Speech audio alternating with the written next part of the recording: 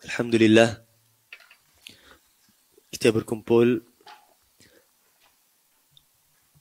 secara online ataupun secara yang ada di sini untuk mengzahirkan kesyukuran kita dan menyahut panggilan cinta dan rindu oleh Nabi SAW.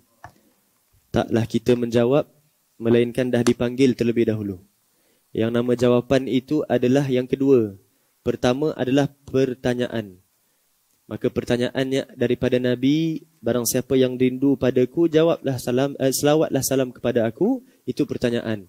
Maka kita yang menjawab, bukan kita yang tanya Nabi. Bukan kita yang pertama, bahkan kita yang keduanya.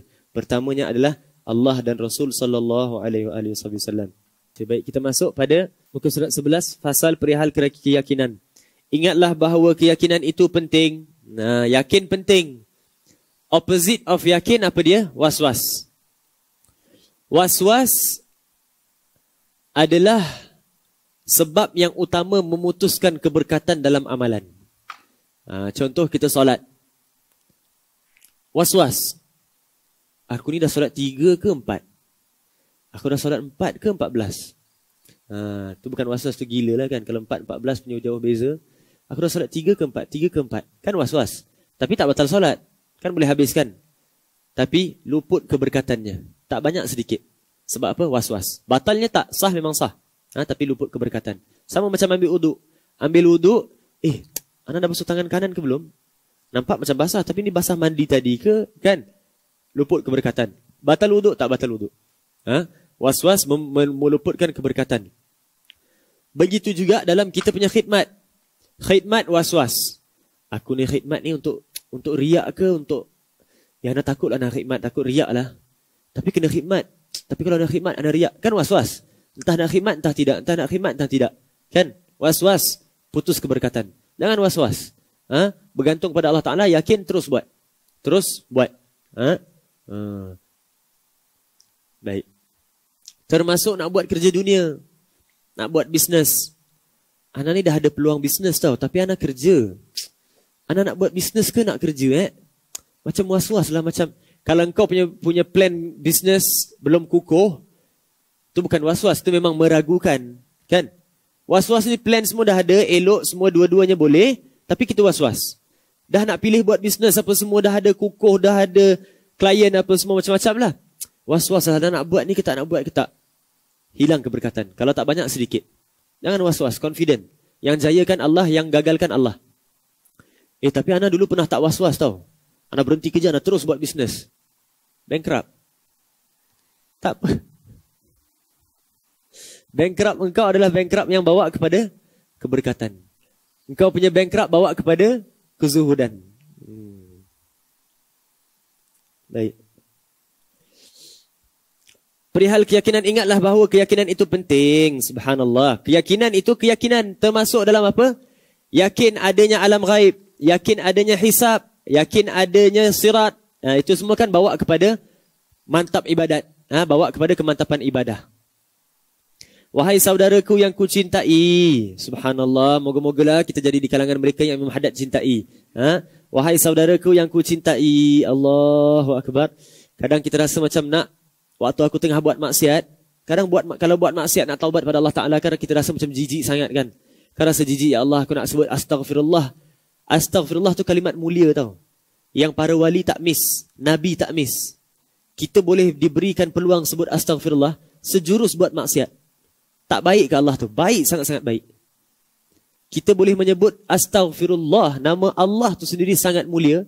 Kita boleh sebut sejurus buat maksiat. Tapi kadang kita nak sebut, kita malu, sangat malu. Sebab jijiknya aku, ya Allah, aku boleh sebut nama engkau. Aku boleh panggil nama engkau. Sedangkan aku begini punya kotor. Proses nak dapat kepada sebut astaghfirullah yang berkualiti.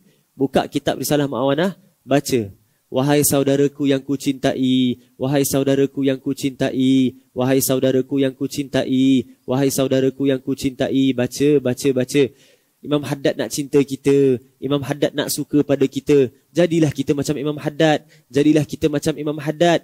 Oh, ya Allah, aku mohon berkat dengan orang yang engkau cintai, Imam Haddad. Ya Allah, aku masuk kepada engkau melalui pintunya Imam Haddad.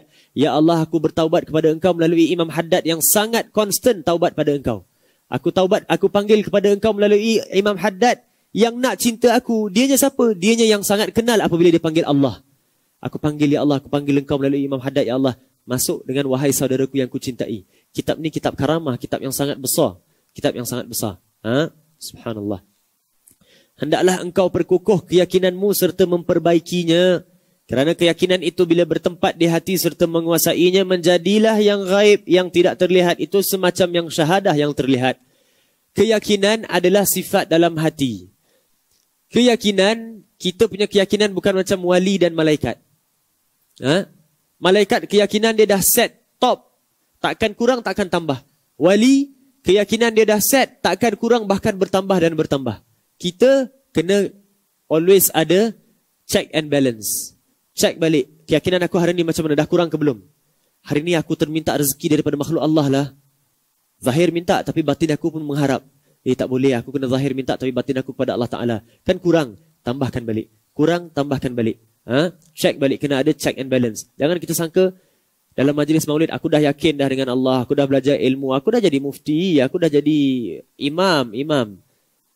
Habis keyakinan kau tak payah check and balance, kena check. Nanti kau khayal, ghulu, tertipu. Hari-hari dengan gajinya, dengan duitnya, dengan salaman dengan orang, dengan itu, hilang keyakinan dan kebergantungan engkau kepada Allah Ta'ala. Jadi yang gaib macam syahadah. Ni yang Imam Sayyidina Ali sebut. Sayyidina Ali sebut apa? Kalaulah satu hari Allah angkatkan hijab di antara aku dan alam gaib, bila? Sakaratul maut. Kalau Allah angkat hijab di antara aku dan alam gaib, aku tak akan terpegun dan terkejut. Sebab apa? Sebelum Allah angkat hijab sekalipun, aku dah betul-betul percaya kalau dia angkat tak ada sikit pun berubah keyakinan aku. Sayyidina Ali sebut. Baik. Dan ketika itu akan berkatalah si orang yang yakin itu sebagaimana yang dikatakan oleh Sayyidina Ali. Inilah. Moga-moga Allah memuliakan wajahnya. Jika tersingkap semua yang di belakang tabir, nescaya tidaklah aku bertambah keyakinan. Yakni keyakinan yang sudah bertempat di dalam hati aku itu sudah sempurna, tidak ada yang kurang lagi. PNT, PENT apa dia? Penterjemah. Tambahan daripada penterjemah sendiri. Wallahu a'lam bissawab. Kita sambung pada pengajian yang akan datang. Tandakan dekat mana kita berhenti. Sambung pada pengajian yang akan datang.